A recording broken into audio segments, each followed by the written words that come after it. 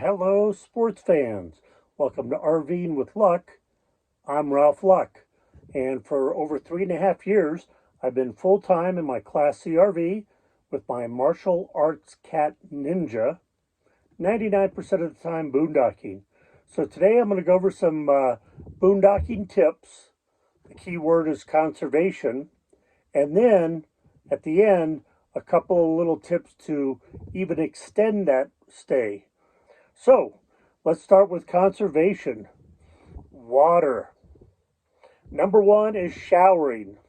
I usually go several days without a shower, but I use baby wipes and a spray on soap that doesn't require rinsing off. So the baby wipes keep me pretty good. You hit the hot spots in your head, hot spots meaning your pits and your groin. Learned that term in the Army.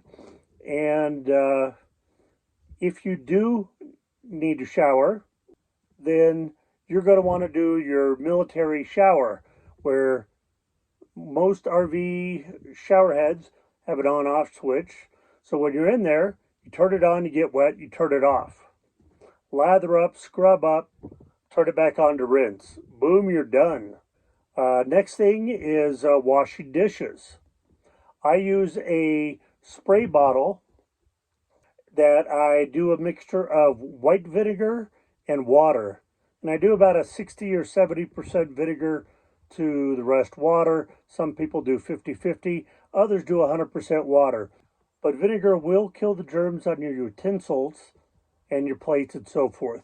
Now, when it comes to like scrubbing a pot or a pan, yeah, I'll go ahead and use the scrubby and water in the sink and do it the old-fashioned way. You want to get your scrubby wet with dish soap, clean it all out, and rinse.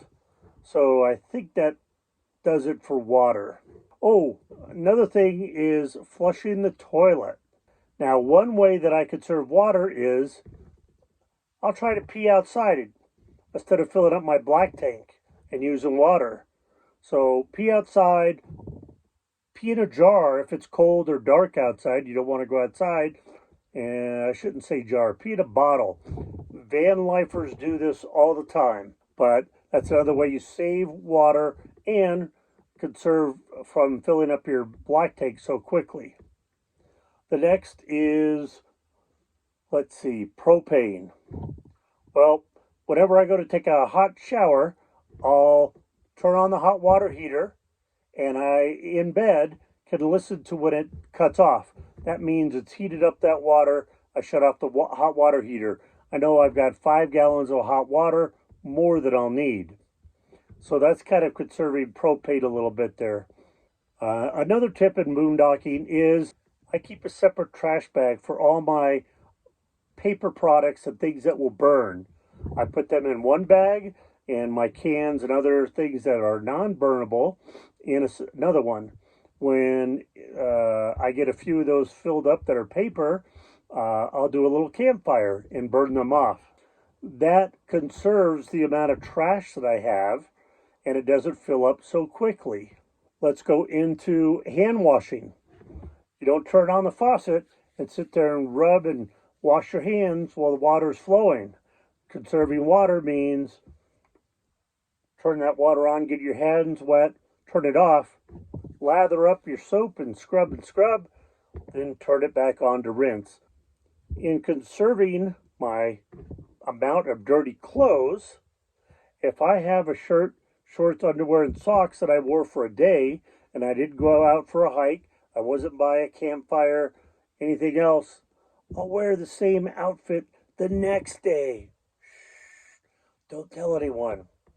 But guess what? Nobody's going to notice, especially if you're alone in the forest with a cat like I have. You know, again, with baby wipes or the shower mixed in, yes, I will change my clothes, but, you know, every couple of days. Let's see. Another thing, conserving gas, and that's in my personal vehicle. And that is limiting my runs into the store or into town. So now the next couple of items are ways to extend your boondocking time. So So let's say you followed all my advice, but you're out here with another person, and typically you'd run out after 7 days or fill up a tank after 7 days. That's where a couple of important things come in. Number one, I have a extend a stay propane tea that goes in my outside RV propane tank. I mounted that in between the regular RV propane tank and where it goes to the hot water heater, stove, refrigerator. And that tea then allows me to come out, but I've got 2 5-gallon bottles. So when I run off of the one, and after, let's say, a week or two, it is empty, I put on bottle number 2, throw the empty in my car. What I can do then is run into town, fill that up. My goal is to never have to use the propane in my RV. The other thing I have is, up until a few months ago, I only had 2 of these, but now I've got 3 6-gallon water containers. Bought all 3 from Walmart. I put potable water in those. I store them outside by the water intake. That gives me an extra 18 gallons of water now in case I run low on water. But when your black tank does fill up, you're going to want to have a portable tank caddy.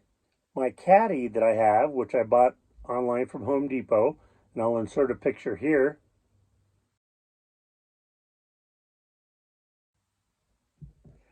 is 28 gallons.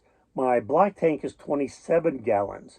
So that gives me just enough room, if the black tank is full, to open up the gray water, make sure my connection doesn't have a leak, close it, and that's probably half a gallon, and then open up my black tank, letting out the potential 27 gallons from there running out. Now, if you're anywhere near a dump station, you could go dump that in one of your trips into town. So I hope this video gave you a few tips on boondocking. Those are just kind of my highlights and a few ideas of how to extend your stay. I want to say a welcome and thank you to all the new subscribers, but also thank you to all the long-term subscribers. And I appreciate any and all comments that you have for me. If you like this video, please smash that thumbs up button a couple of times. Also subscribe if you're not a current subscriber. Love to have you so you get alerts anytime I post a new video. From Ninja and I bid you adieu. Go out there, be positive, be nice, and be active. And with that in mind, I'll be letting Ninja out. Here's how we do it. And there she goes. So from the forest, hope you all have a wonderful, blessed day.